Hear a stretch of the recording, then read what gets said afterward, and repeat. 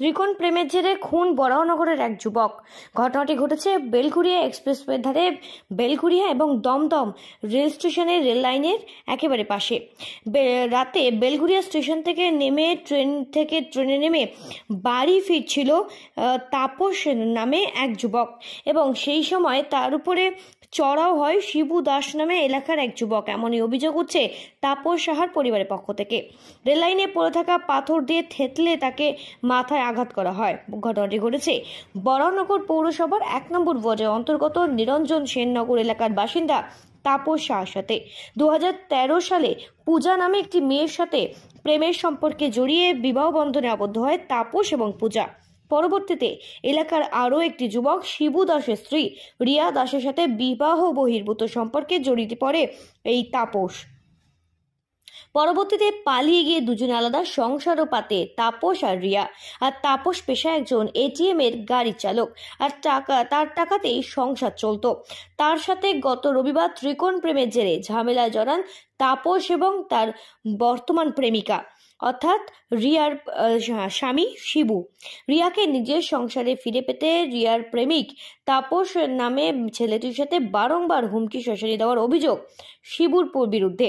আর তারই প্রতিবাদে এদিন গতকাল রাতে কাজ থেকে বাড়ি ফেরার পথে তাপস নামে এক যুবককে খুন করা হয় বলে অভিযোগ এই তাপসের পরিবারের।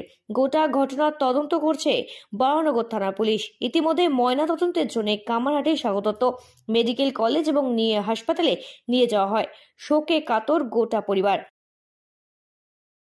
গত রোববার থেকে খুব ঝামেলা হচ্ছিল, অশান্তি হচ্ছিল, গালাগালি খিস্তি কামারি হচ্ছিল, হাতাহাতি হয়েছে।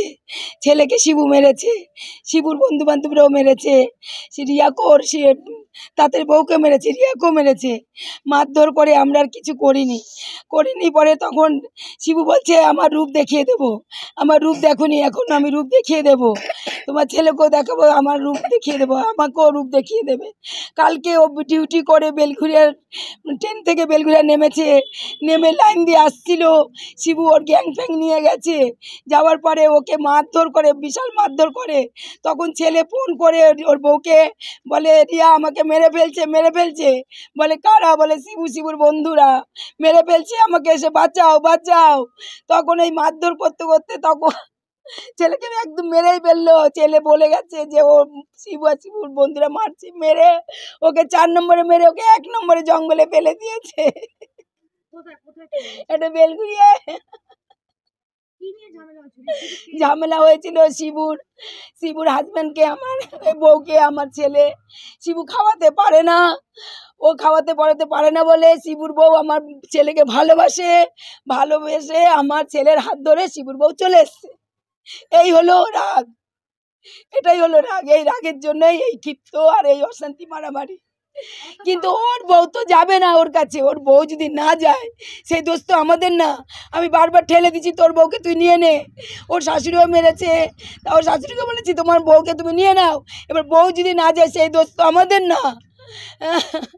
ও আমাকে হুমকি দিত, রূপ দেখাবে, ছেলেকে হুমকি দিত। ছেলেকে ফোন করতো, রিয়াকে ফোন করতো না, শুধু ছেলের ফোনে ফোন করে ডিস্টার্ব করতো। বেদরাম গালাগালি দিত, রাপরাপ ভাষায় আমাকে নিয়ে গালাগালি করতো। মাকে এই মাকে সেই, আমাকে নিয়ে শিবু রাপরাপ গালাগালি করতো ছেলের ফোনে। তখন ছেলে ডিউটি করে, গাড়ি চালায়, এটিএম এর গাড়ি চালায়, ছেলে এটিএম এর গাড়ি চালায়, ক্যাশ গাড়ি। সম্পর্ক ভালোই ছিল। তারপরে ওদের মধ্যে ওই পাশের বোটের সাথে রিলেশন হয়, ওই যে রিয়া যে নাম বলছে, তো তার সাথে যখন রিলেশন হয় শিবুর বউ, ওর সাথে এরকম নিয়ে আমাদের মধ্যে অনেক অশান্তি হয়েছে, ঝামেলা হয়েছে। ওর বরের সাথেও হয়েছে মারামারি হওয়ার পর 1.5 বছর আগে তারপরে আমি ছেড়ে দিয়ে চলে গেছিলাম। ও ভাড়া থাকতো তারপরে ওর বউকে নিয়ে। তো এখন আমি সেটা বলতে পারবো না। এখান থেকেই চলে গেছিলো গোবরডাঙ্গার ওইদিকে, ও দুজনে পালিয়ে গেছিলো।